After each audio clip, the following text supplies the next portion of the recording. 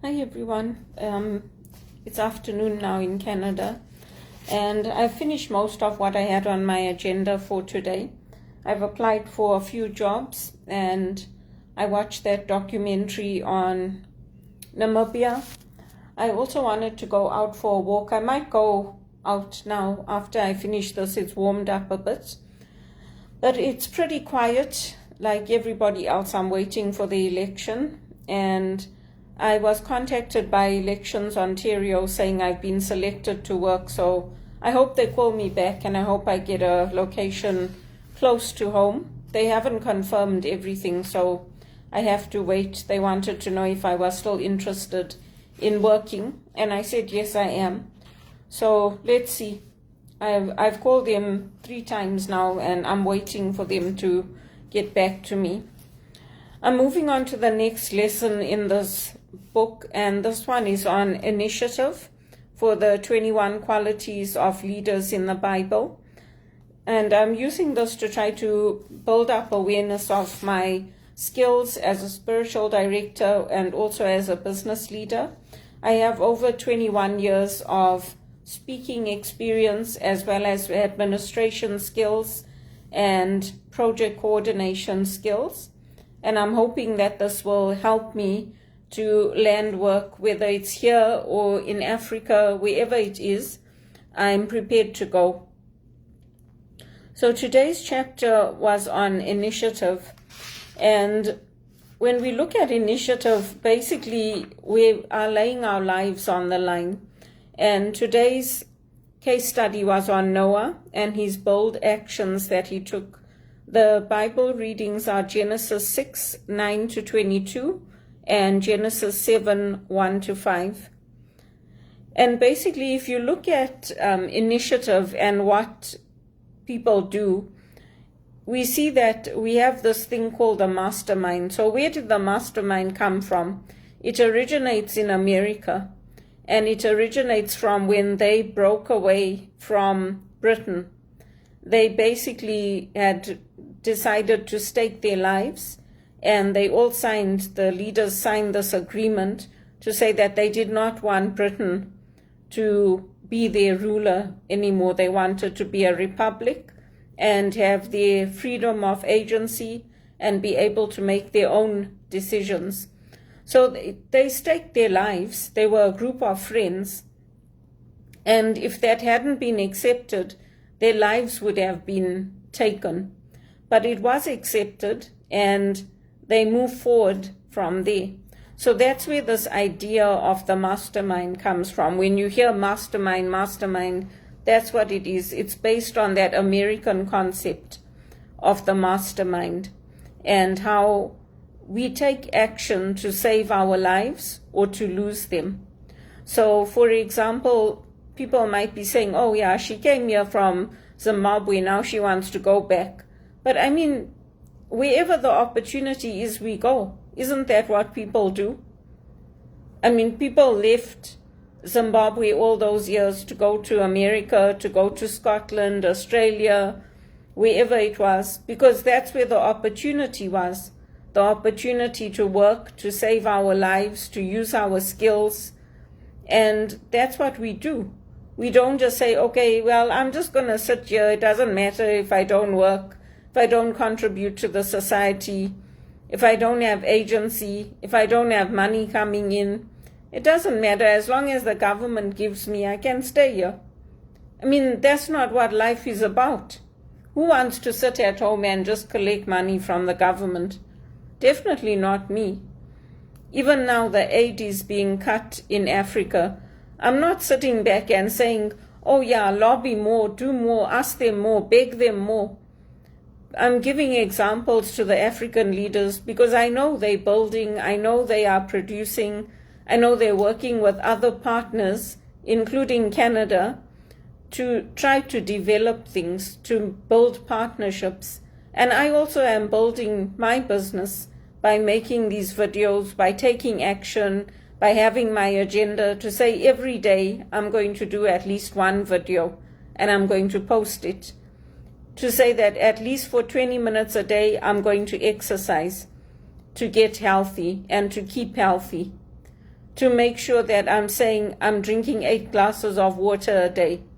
Those are basic things, but they show that I'm taking the initiative for my own life so that I can get an income coming in and I can work and I can provide for myself. And even if I was married, I wouldn't want to be staying at home and not working.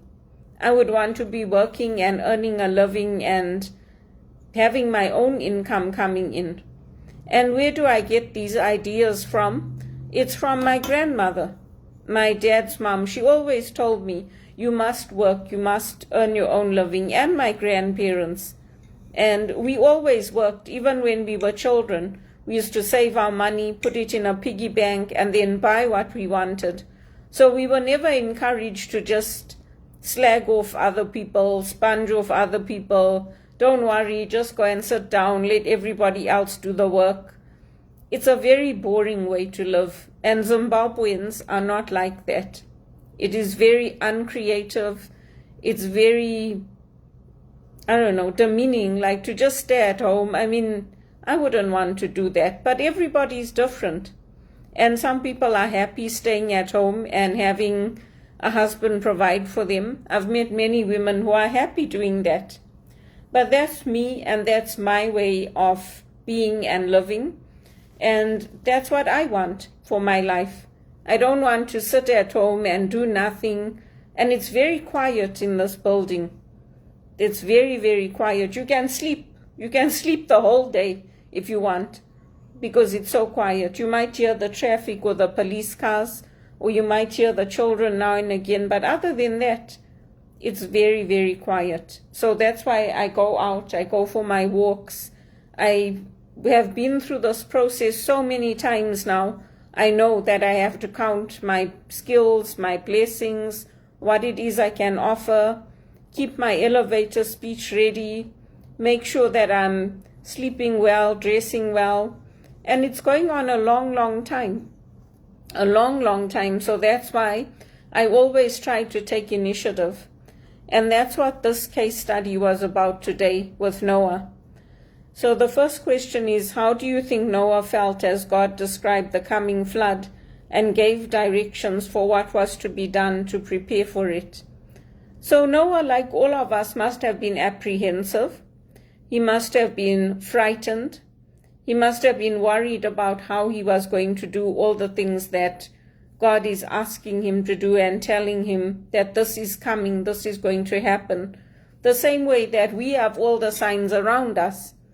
I mean, Donald Trump is telling us that this is what I want to do. I want Canada to be the 51st state. Obviously, we are saying no, we don't want that, because we're a nation. We are nations and we want that independence. The same way South Africans are saying, no, we're not coming. We don't want to be refugees in your country so that you can treat us however you want. We're staying here, and we fought for independence, and we want to live in our country. We love our country. We're not coming to America. So that the same thing is with Noah. God is telling him that this flood is coming and he has to be prepared for it. He has to build this ark. And he's telling him how he has to build the rooms, what he has to do. So there's a lot of preparation that is going on. The same way with me, there's a lot of preparation that I do. When I'm choosing my music, I'm choosing what exercises I'm going to do. I'm choosing what am I going to do today with my day. And sometimes you get upsetting news, like yesterday when I got that news about Namibia's leader dying. It was upsetting for me, but I went out, I made the most of the day. I remembered the memories that I have. I remembered what happened, what we went through. And all of those things are precious for me. Because if Donald Trump is very serious about this, which he is, we also have to be prepared. That if they kick us out and if they say go back, we have to be prepared. And it's not a nice feeling. It's not you feel like, okay, I came here, I wasted my life, I built up this country. I wanted to work, but they kept putting roadblocks in my way. Why? Because they're a group of friends working together. The same way when they formed the Confederation in America, they were a group of friends working together. And that's how they overthrew the monarchy. And with the revolutionaries too. That's why when they say ANC is ANC, it's because the people now, the people that founded it have all passed away.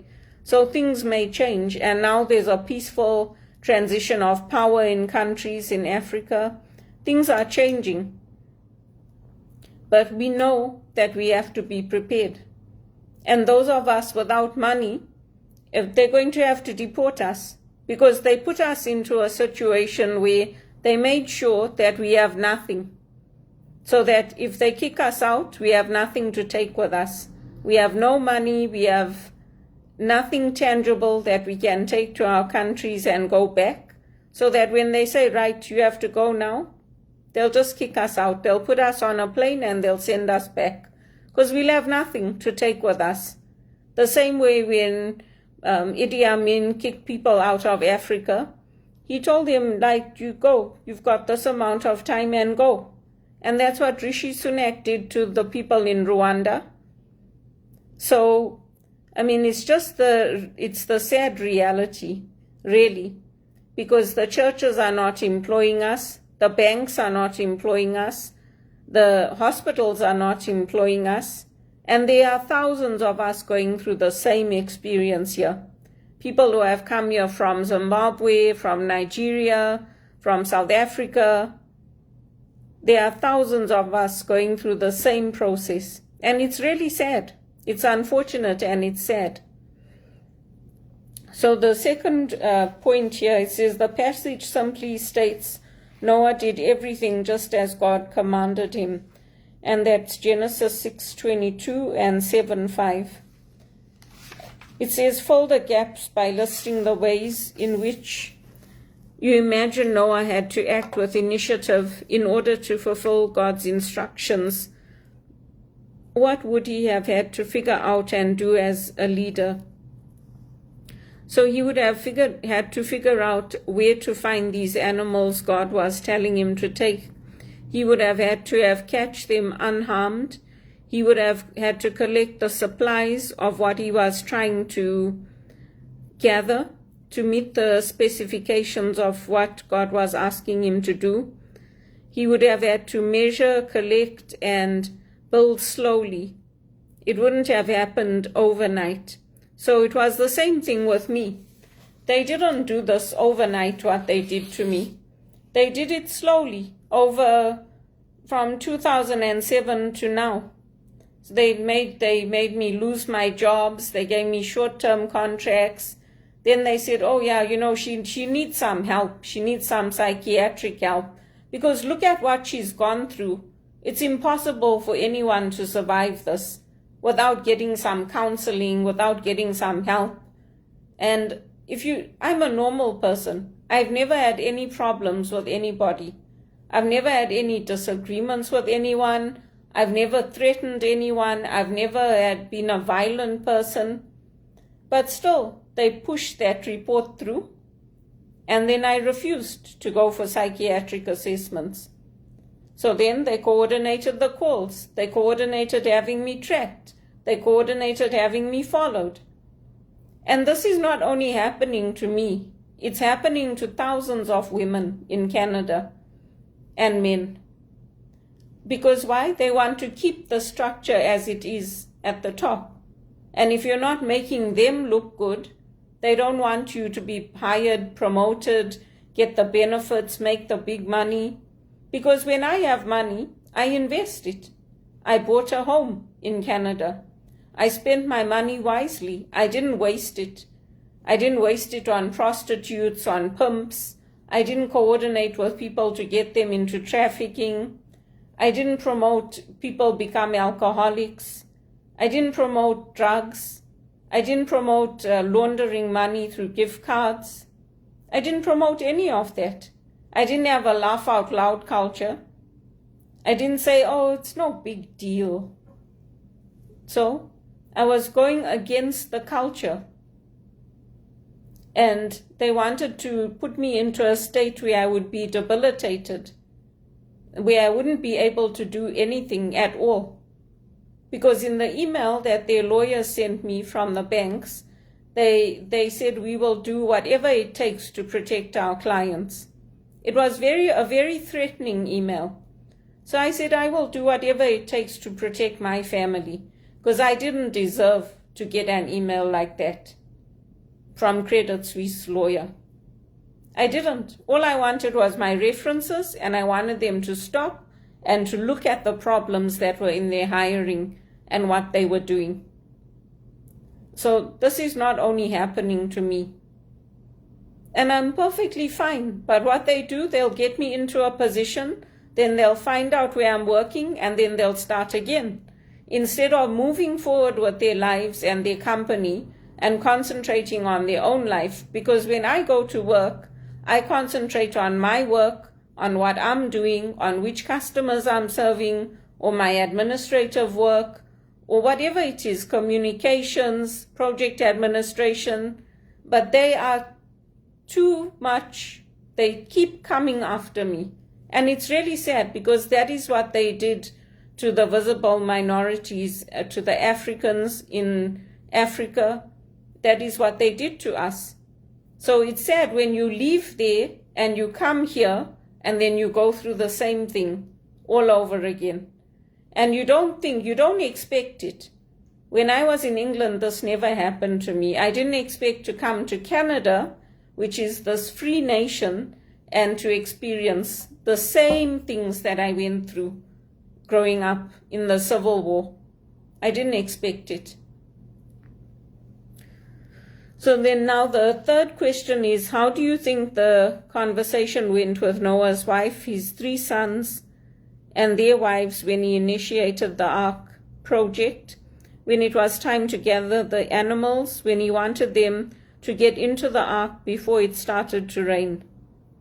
So I have no idea how they would have responded to him, but I think that they would have seen the signs of the times. They would have seen what was happening around them. They would have seen that, okay, things are becoming more evil by the day.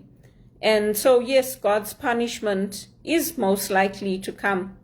And we should listen to Noah and do what he's telling us to do.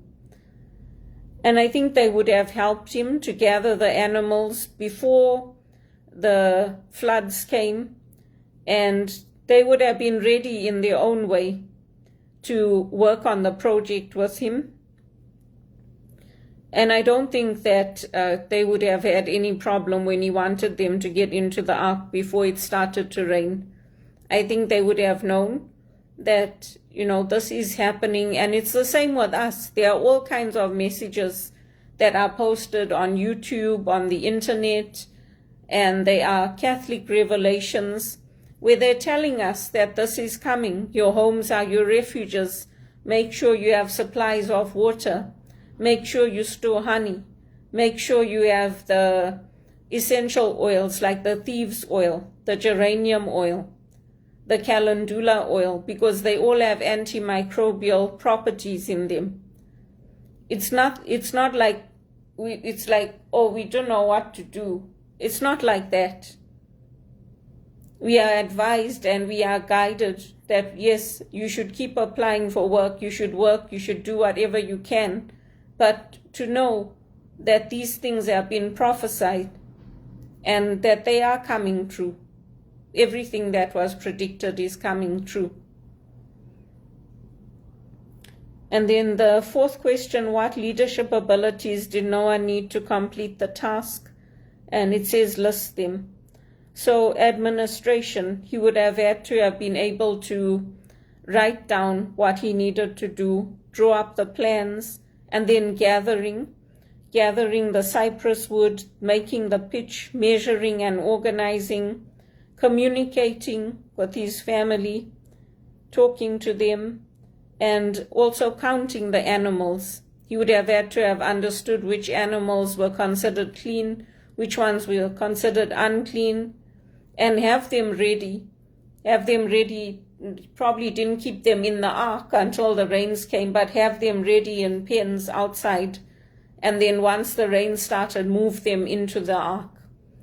So in our own way too, we have to be ready.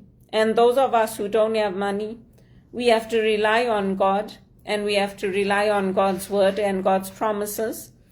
And we have to keep doing everything we can. Because, when I came to Canada, I came with money. I didn't come here with nothing. I came with money. That's why they let me into the country, and as a professional worker. And it's very unfair of them to keep me out of work and not working and not being able to use my skills and talents, and to keep me in debt and on the verge of destitution. It's very unfair, just because they don't like that I'm not making them look good. Well, why should I make them look good if the country is being run into the ground? And if our families cannot provide for ourselves? Why should I make them look good? So they can feel good about themselves and whistle as they walk. I've gone through too much to get to this point to make them look good. Because now it's not just coming from me, it's coming from newspapers, it's coming from different leaders, it's coming from people in the community. People cannot believe that I still don't have a job after all this time. They cannot believe it. But anyway, that's about how we have to take initiatives. And I take the initiative to protect my life. I take the initiative and I say no. That's why the police threatened to arrest me when I said no to that psychiatric assessment. But I knew my rights. But because they threatened to arrest me, I went and I did it. And then I did the counseling through the church. But they don't just do it to me, they do it to thousands of Indigenous women. And even the sterilization, it goes on our Native American sites here. It goes on in Africa. There's so many women that get sterilized without their knowledge. Well, so it happens. Even infecting people with AIDS, it happens. Putting people out of work, making sure that only certain communities and certain families get jobs. You don't need the Bilderberg group or whatever it is to tell you about it. We've lived through it in Africa, haven't we? And then when the big companies came in, most of our small businesses went out of business. But it's nothing new. But we still have to take the initiative, and we have to put our faith in God and strive to save our lives, not to lose them. So those are my thoughts on it, and you can see how I took it and I applied it to the reality of today. Because there are a lot of jobs open in America, permanent jobs for executive assistants in non-profits. But again, you have to know somebody that's going to sponsor you and take you, and is going to say, okay, this family, I think, yes, we can take them, we can help them to come here. I didn't come here with the help of anybody. I came here on my own merit, on my own points, on my own money. I came on my own, so that's why it's been so hard. It's easier if you come in, if your uncle or your aunt or somebody says, let's bring them, and then from here they can go to America, or from America they can come to Canada. That makes it a lot easier. But when you come on your own, it's very, very hard. And yes, now I know which agencies, I know the agencies, I know how to register with them, I know what to do. But it's very difficult. It's 1,000 times more difficult when you have to do it this way. But I put my faith in God, and I take the initiative. And whether I'll end up working for a company here or in Africa, it doesn't make a difference to me. But I want to earn my living, and I want to do well, not be sitting at home like a bum and not using my skills and talents. That is not what I want for my life.